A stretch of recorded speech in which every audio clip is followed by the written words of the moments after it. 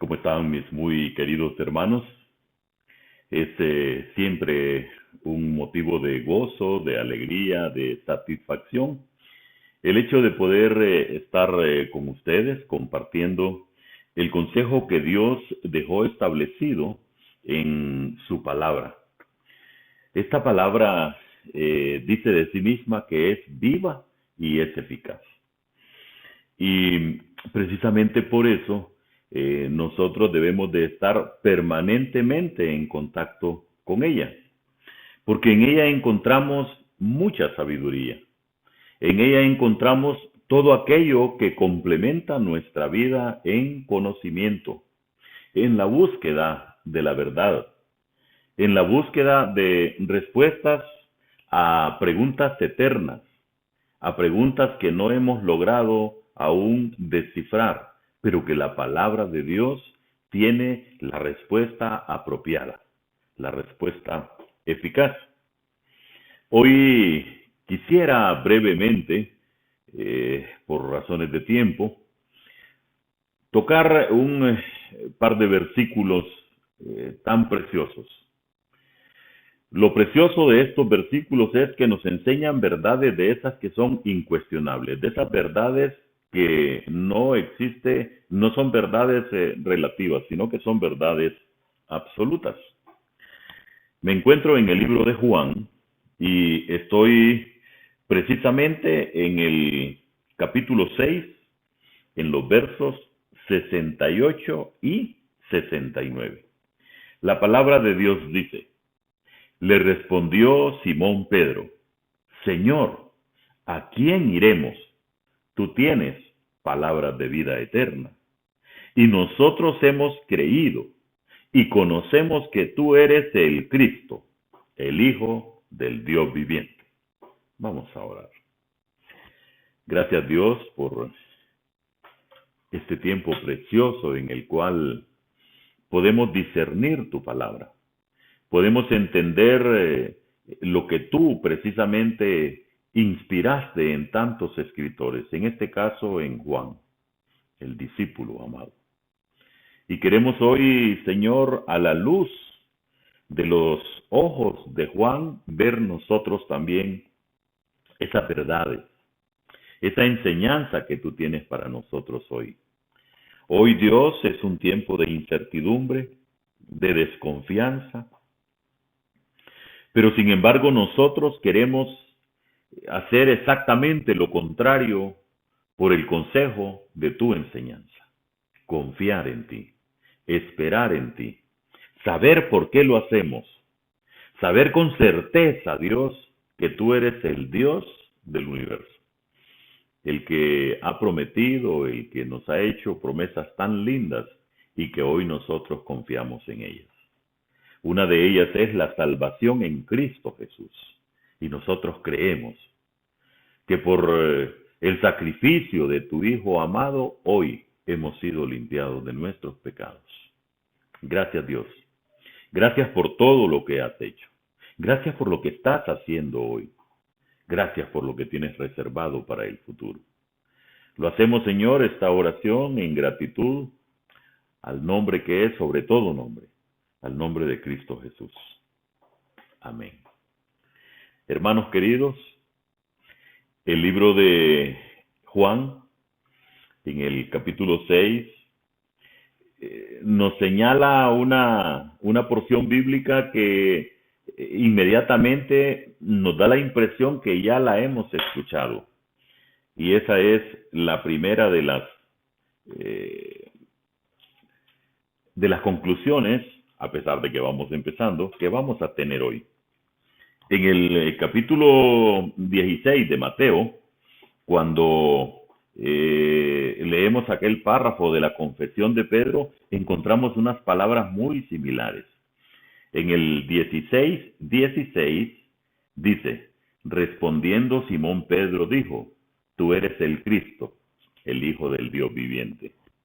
Por lo tanto, nuestra primera conclusión es que Dios puede usar como Él quiere usar a quien Él quiere usar. ¿Por qué digo esto? Porque Pedro en sus manifestaciones a lo largo de la enseñanza bíblica siempre tuvo características muy humanas y no precisamente las mejores. Siempre se vio como un hombre soberbio, mentiroso, una serie de situaciones. Pero mire que aún en medio de todo eso el Señor le reserva este hermoso privilegio de anunciar que Él es el Cristo, el Hijo del Dios viviente. Y lo vemos en Mateo, lo vemos en Juan, en contextos completamente diferentes. En cuanto al texto de Juan, en el capítulo 6, en los versos 68 y 69 que hemos compartido, hay un evidente malestar entre quienes escuchan a Jesús porque piensan en la literalidad. Para entender esto, quisiera entonces compartir con usted un par de versículos que están en el mismo capítulo, pero un poquito antes, en el 51. Estas son palabras del Señor Jesucristo. Yo soy el pan vivo que descendió del cielo. Si alguno comiere de este pan, vivirá para siempre. Y el pan que yo daré es mi carne, la cual yo daré por la vida del mundo. En el verso 52, usted encuentra entonces qué está pasando con el pueblo que le escucha. Hay una confusión en su mente. El verso 52 dice, entonces los judíos contendían entre sí, o sea, discutían entre sí, peleaban entre sí, diciendo, ¿cómo puede éste darnos a comer su carne? Entonces, con esta enseñanza de la palabra de Dios, lo que estamos viendo es que la gente miraba aquellos versículos, miraba aquellas aseveraciones, ¿sabe cómo? Literalmente. Pero con el entendimiento, ahora nos damos cuenta de que todo esto forma todo un contexto y una verdad incuestionable.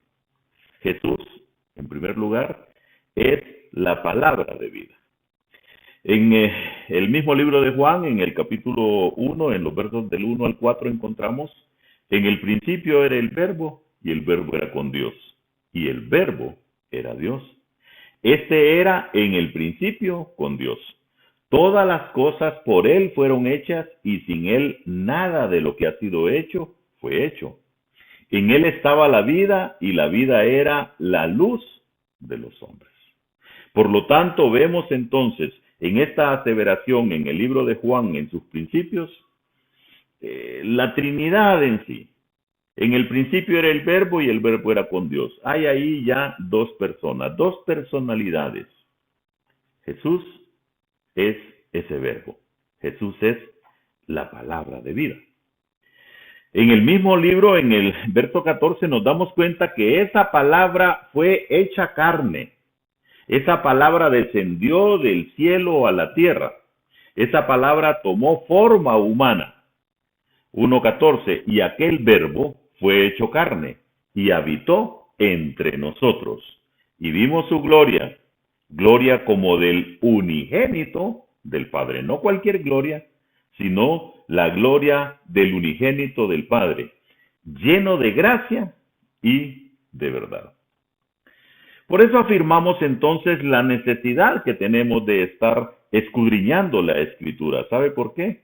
Porque la Biblia es la palabra de Dios escrita. Es la palabra de Dios convertida en letras, en oraciones. Cualquier cosa que la Biblia dice respecto a Jesús, también lo dice en cuanto a sí misma. O sea, si esta es la palabra de vida, tiene las mismas características que tiene quien es la vida misma. En primer lugar, vamos a ver un par de señalamientos en este sentido. Ambos, la Biblia y Dios, y el Señor Jesucristo, son santos. Lucas 1:35, respondiendo el ángel le dijo, el Espíritu Santo vendrá sobre ti y el poder del Altísimo te cubrirá con su sombra, por lo cual también el santo ser que nacerá será llamado Hijo de Dios.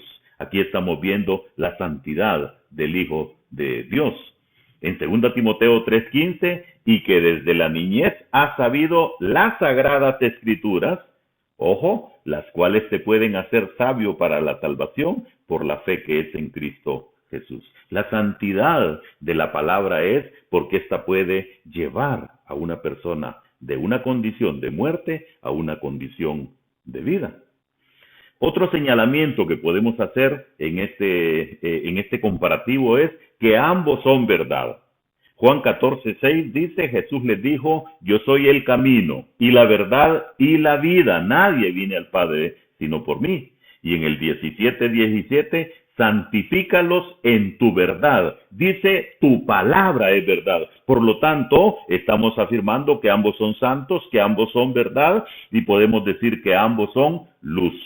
Juan 8:12, otra vez Jesús les habló diciendo, yo soy la luz del mundo, y el que me sigue no andará en tinieblas, sino que tendrá la luz de la vida.